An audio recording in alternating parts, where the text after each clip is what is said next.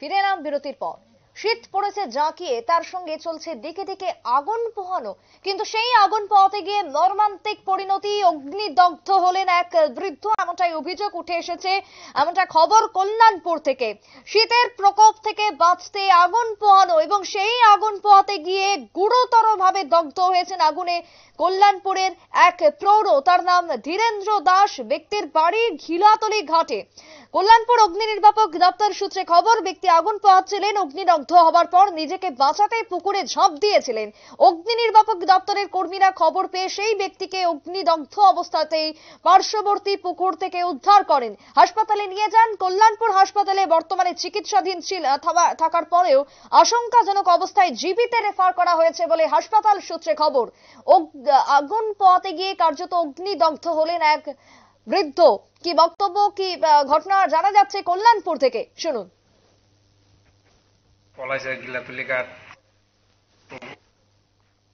গায়ে আগুন দিছে, আমরা গিয়া দেখি পুকুরে পুকুরে পড়ে আছে আর ভদ্রলোকটা আমরা রেস্কিউ করে নিয়ে হসপিটাল নিয়ে দিয়ে আইছি। আর কি নাম? ধীরেন্দ্র দাস, বয়স 60। গিলাতুলি ঘাট। ঘটনা কি হয়েছে?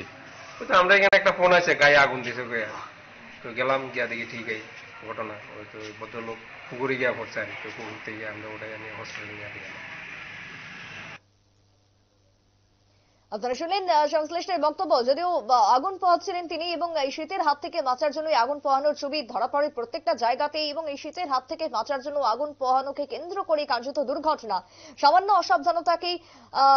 অসাবধানতাতেই বড়সড় বিপত্তি ঘটে গেল কল্যাণপুরে। বৃদ্ধ গুরুতরভাবে আহত হয়েছেন, অগ্নি দগ্ধ হয়েছেন তিনি। কল্যাণপুর হাসপাতালে নিয়ে যাওয়া হয়, সেখান থেকে তড়িঘড়ি রেফার করা হয় জিবি হাসপাতালে। আহতের নাম ধীরেন্দ্র দাস, বয়স আনুমানিক 60 বছর। ব্যক্তির বাড়ি, আহতের বাড়ির ঘিলাতলি এলাকায়, ঘিলাতলি ঘাটের তার বাড়ি বলে খবর। যদিও দমকল কর্মীরা পুকুর থেকে তাকে উদ্ধার করেছেন, কারণ তিনি আগুনের হাত থেকে বাঁচার জন্য পুকুরে ঝাঁপ দিয়েছিলেন এই ঠান্ডাতে। যদিও সেখান থেকে তাকে হাসপাতালে নিয়ে যাওয়া হয় তড়িঘড়ি, এবং হাসপাতাল থেকে, বিশেষ করে কল্যাণপুর থেকে, তাকে জিবিতে রেফার করা হয়েছে বলে হাসপাতাল সূত্রে খবর। বর্তমানে আহতের চিকিৎসা চলছে জিবি হাসপাতালে। ঘটনায় এলাকা জুড়ে ব্যাপক চাঞ্চল্য। একটা বিরতির পর ফিরছি, সঙ্গে থাকুন।